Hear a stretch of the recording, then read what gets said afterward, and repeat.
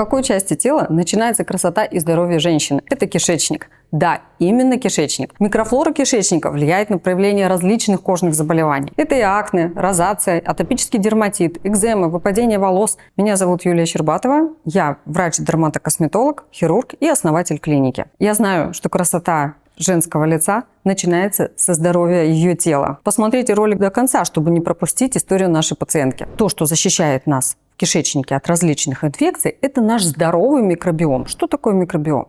Микробиом – это совокупность живых микроорганизмов, полезных, без которых человек в принципе не может жить и существовать нормально. Это сообщество должно работать правильно, по определенным законам. Что такое здоровый кишечник? Это когда в кишечнике отсутствуют воспалительные заболевания. Никаких воспалений нет ни в желудке, ни в тонком кишечнике, ни в толстом. Следующее – это когда микробный пейзаж, как мы его называем, микробиом, находится в определенном балансе между хорошими бактериями и плохими бактериями. Если нарушены вот эти два момента, воспалительные заболевания и микробиом, железо не поступит в ваши ткани, не усвоятся белки, жиры и, скорее всего, будут процессы гниения в кишечнике, которые отразятся на всем организме целиком. Какие заболевания кишечника проявляются на коже? Например, язвенный колит, или болезнь Крона, или синдром раздраженного кишечника будет проявляться воспалениями на коже, такими как розация, или акне, или пятна, которые мы называем атопическим дерматитом. Еще один пример. Когда мы видим на коже пигментацию, мы всегда изучаем здоровье кишечника. Почему? Потому что если пациент не усваивает железо, у него нет нормального транспорта аминокислот из съеденной пищи в ткани, кожа не может сама себя нормально отстраивать каждые сутки заново, и получаются такие, как заплаточки на коже, они выглядят как пигментные пятна. Еще один пример.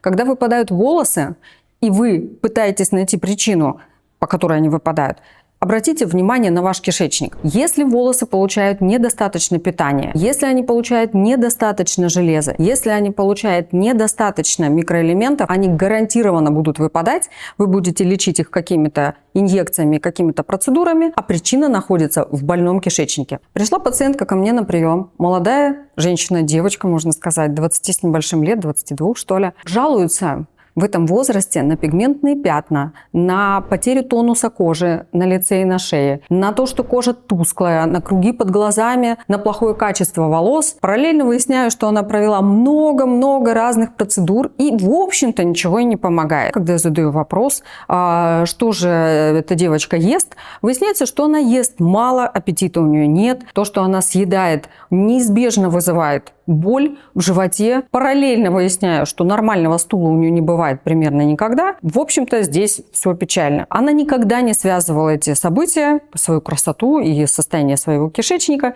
Мы назначили короткое обследование.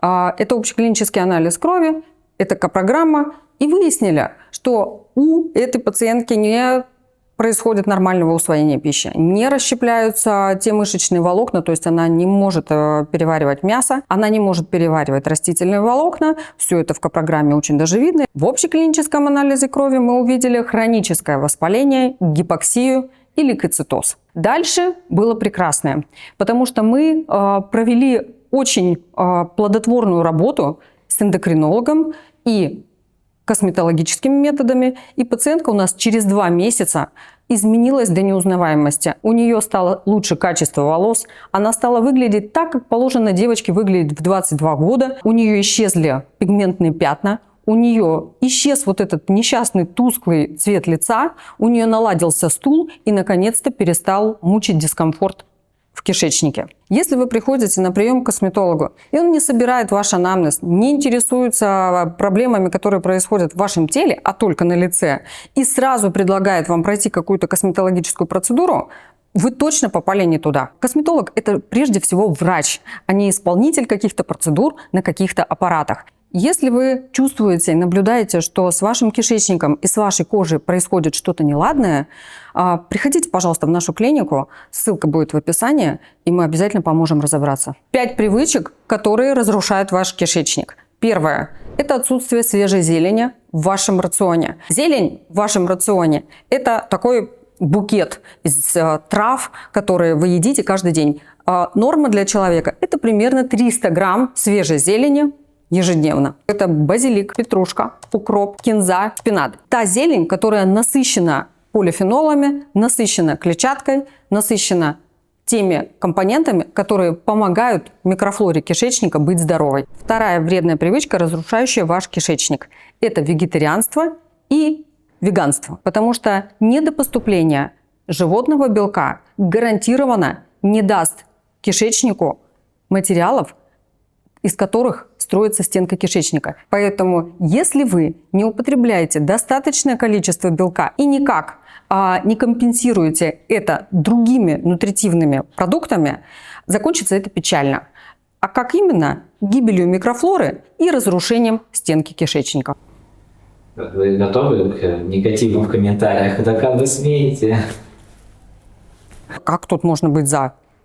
Третье. Ваш кишечник разрушает рафинированная пища, переработанная, промышленно изготовленная.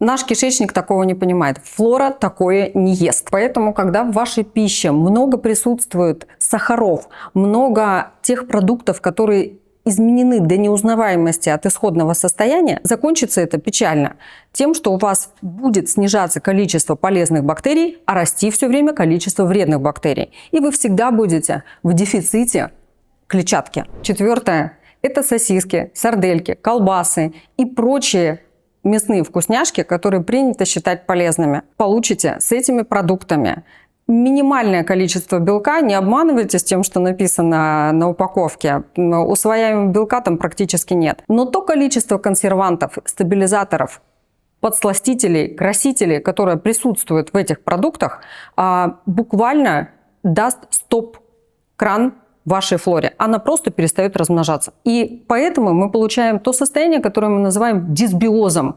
То есть, когда вообще флоры мало, и человек остается голодным. То есть, нечему бороться с патогенными бактериями, и еще не поступает белок. Поэтому мы и голодные, и больные. Пятое – это несоблюдение питьевого режима. Питьевой режим – это поступление нормального количества воды в ваш организм. Это 30-35 мл на килограмм массы тела. Поэтому у всех питьевой режим индивидуален. Дело в том, что человек пьет кишечником.